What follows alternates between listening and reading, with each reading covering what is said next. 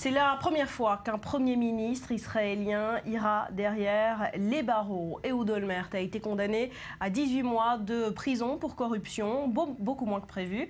Et cette clémence, on se pose la question, est-elle un signal politique, un message? On va en parler dans un instant, mais avant cela, les faits, signé Jonathan Serrero. Ehud Olmert va devenir le premier chef du gouvernement de l'État d'Israël à entrer en prison. L'ex-premier ministre a été condamné par la Cour suprême du pays à une peine d'1 année et demie de détention. L'amende de 500 000 shekels a, elle, été levée. La Haute Cour a donc allégé en partie la peine de 6 années de détention prononcée au mois de mai par le tribunal de Jérusalem. À l'issue du verdict, l'ancien Premier ministre est apparu soulagé.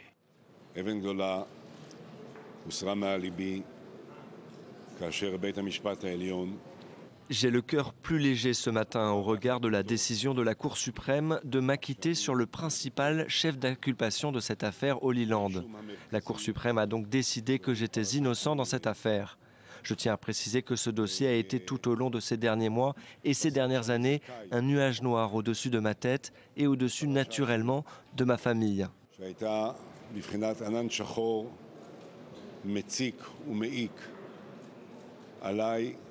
En mars dernier, Ehud Olmert avait été reconnu coupable de corruption.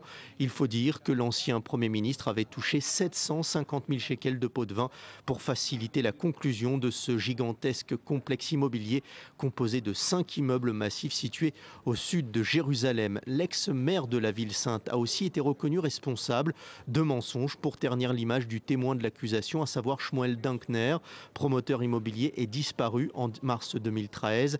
L'homme avait révélé aux enquêteurs avoir reçu d'importantes sommes d'argent pour favoriser les intérêts de plusieurs hommes d'affaires. À l'énoncé du verdict, l'ancien Premier ministre avait été qualifié de traître de la nation par le juge David Rosen. Le nom d'Ehud Olmert apparaît dans 4 autres dossiers. L'affaire Talansky, pour laquelle l'ancien maire de la capitale s'est vu lui infliger 8 mois de prison pour fraude. Une condamnation rendue possible grâce aux témoignages et aux enregistrements secrets de son ex-secrétaire Shula Zaken.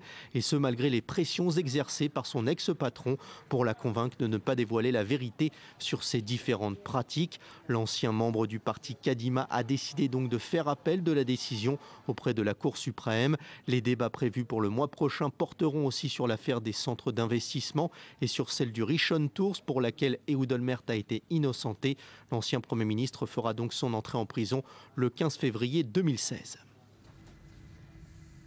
Voilà, et on vient de le voir, Ehud Olmert a fait part de son soulagement au moment du verdict. Drors, une attitude qui n'a pas été appréciée en Israël largement. Non, effectivement, parce que en fait, Olmert avait le choix, après la décision de la Cour suprême, entre 2 stratégies de communication. La première, et c'est celle qu'il n'a pas choisie finalement, c'est de s'exprimer avec humilité, parce qu'il a tout de même été condamné pour corruption. Or, il a choisi de se déclarer soulagé. Il a choisi d'affirmer qu'il avait été innocenté par la Cour suprême. Or, c'est faux. C'est tout à fait faux, puisque dans l'affaire Holy Land, le principal chef d'accusation n'a pas été innocenté. La Cour a considéré qu'elle n'avait pas suffisamment de preuves pour pouvoir l'accuser.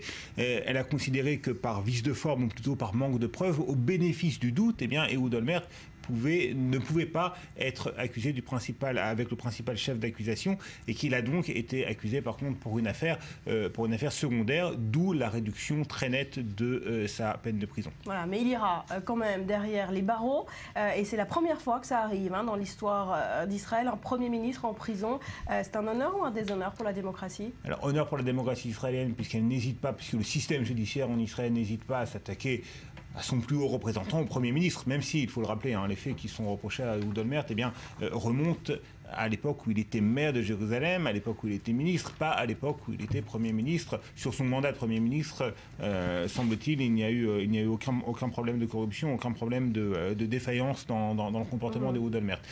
Donc honneur de la démocratie israélienne, mais déshonneur parce que pour la première fois, un ancien Premier ministre effectuera un séjour en prison. Déshonneur et même gâchis, Barbara, parce que tout le monde s'accorde à dire, quelle que soit d'ailleurs la couleur politique, tout le monde s'accorde à dire en Israël qu'Ehud Olmert était un bon Premier ministre. les hauts responsables, qu'ils soient civils, qu'ils soient militaires, qu'ils soient issus du corps diplomatique, s'accordent à dire qu'Oudelmert était un Premier ministre efficace, qui savait prendre des décisions. Et puis au niveau international, il était unanimement apprécié par les partenaires étrangers, par les partenaires internationaux d'Israël. Voilà, alors il devrait entrer en prison au mois de février. Cependant, ses ennuis judiciaires sont loin d'être terminés. Alors, il y a encore deux affaires qui ont été évoquées dans le sujet, deux affaires pour lesquelles Oudelmert pourrait encore être inquiété. L'affaire Talansky, vous savez, ces fameuses enveloppes remplies d'importantes sommes en argent liquide transférées par un homme d'affaires américain à Oudelmert. Là, elle a été condamnée à 8 mois de prison ferme et on attend la décision de la Cour suprême puisqu'un appel a été déposé. Et puis une autre affaire, celle de l'agence Rishon Tours. Pour cette affaire-là, Oudelmert a été innocenté, mais la Cour suprême pourrait éventuellement casser la décision en considérant qu'au contraire, Oudelmert a été coupable dans cette affaire. Donc les ennuis judiciaires de l'ancien Premier ministre ne sont pas encore terminés. Ce qui est sûr, c'est que le 15 février, pour la première fois dans l'histoire du pays, un ancien Premier ministre sera sous les barreaux. Merci, Dror.